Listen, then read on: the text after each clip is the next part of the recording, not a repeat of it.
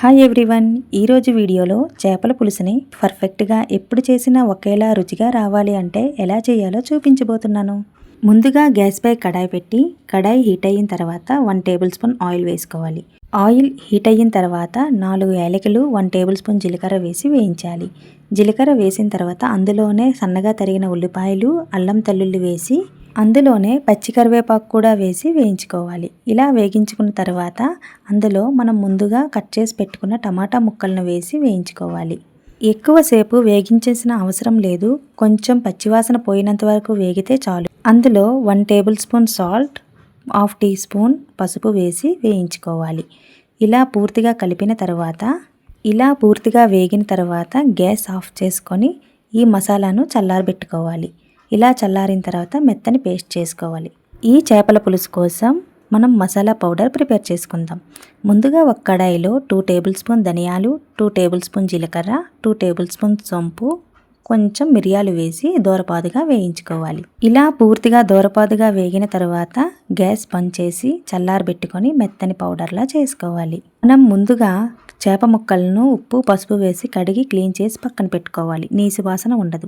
ఇప్పుడు ఆ చేప ముక్కల్లో 1 tablespoon salt, 1/2 teaspoon పసుపు, 2 tablespoon red chilli powder వేసి పూర్తిగా కలిసేటట్టుగా కలుపుకోవాలి. అందులోనే 1 టేబుల్ స్పూన్ ఆయిల్ కూడా వేసుకోవాలి. ఇలా పూర్తిగా కలుపుకున్న తర్వాత గ్యాస్ పై ఒక ప్యాన్ పెట్టుకొని ప్యాన్ హీట్ అయిన తర్వాత మనం 2 టేబుల్ స్పూన్ ఆయిల్ వేసి దానిపై చేప ముక్కలను ఫ్రై చేసుకోవాలి. చేప ముక్కలను ఎక్కువ రోస్ట్ చేయకూడదు, 50% ఫ్రై చేసుకుంటే చాలు.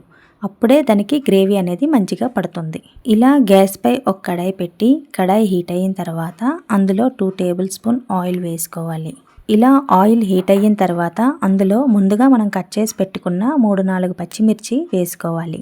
పచ్చిమిర్చి ఫ్రై అయిన తర్వాత అందులోనే ముందుగా మనం ప్రిపేర్ చేసుకున్న మసాలా పేస్ట్ని వేసి వేయించుకోవాలి. ఇలా ఈ మసాలా పేస్ట్ను 10 మినిట్స్ వేయించుకోవాలి.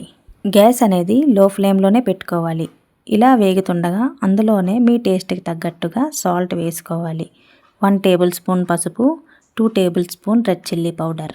చేపల పులుసు అనేది కొంచెం స్పైసీగా ఉంటేనే బాగుంటుంది. ఇలా పూర్తిగా ఆయిల్ తేలినంత వరకు వేగిన తర్వాత మనం అందులోనే కొంచెం పచ్చి కరివేపాకు కూడా వేసుకోవాలి.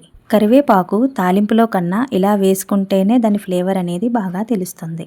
ఇలా మసాలా వేగిన తర్వాత ముందుగా మనం ఫ్రై చేసి పెట్టుకున్న చేప ముక్కలను వేసుకోవాలి. అందులోనే మనం ముందుగా నానబెట్టుకున్న చింతపండు రసాన్ని కూడా వేసి కలుపుకోవాలి. అందులోనే మనం ముందుగా ప్రిపేర్ చేసుకున్నాం కదా మసాలా పౌడర్, అది 1 టేబుల్ స్పూన్ వరకు వేసుకోవాలి. 1 టేబుల్ స్పూన్ గరం మసాలా వేసుకుంటే చాలు, మరి ఇంకే మసాలా పౌడర్స్ యాడ్ చేయాల్సిన అవసరం లేదు. ఇందులో మీరు గ్రేవీ కోసం వాటర్ యాడ్ చేసుకోవాలి. వాటర్ వేసిన తర్వాత మంటను లో ఫ్లేమ్లో పెట్టి ఉడకనివ్వాలి. ఇలా ఉడుకుతుండగా అందులో మనం కొంచెం బెల్లం అనేది యాడ్ చేస్తే ఈ పులుపుకి బ్యాలెన్స్ అవుతుంది, టేస్ట్ కూడా చాలా బాగుంటుంది. ఇలా ఉడుకుతుండగా అందులోనే కొంచెం కొత్తిమీర కూడా వేసి ఉడకనివ్వాలి. చేప పులుసు చేసుకున్న రోజు కాకుండా మరుసటి రోజు బాగుంటుందని పెద్దవాళ్ళు చెబుతూ ఉంటారు కదా. అందుకే మనం ఆఫ్టర్నూన్ లంచ్కి ప్రిపేర్ చేయాలి అనుకుంటే మార్నింగ్ ఎర్లీగా చేసుకుంటే ఆఫ్టర్ 4 అవర్స్కి సర్వ్ చేసుకున్న చాలా టేస్టీగా ఉంటుంది. చేప పులుసుకి ఓవర్ స్పైసెస్ యాడ్ చేయకుండా చేప టేస్ట్ మనకి తెలియాలి అంటే ఈ ప్రాసెస్లో ఈ మసాలాలను యూజ్ చేయండి. చాలా టేస్టీగా ఉంటుంది.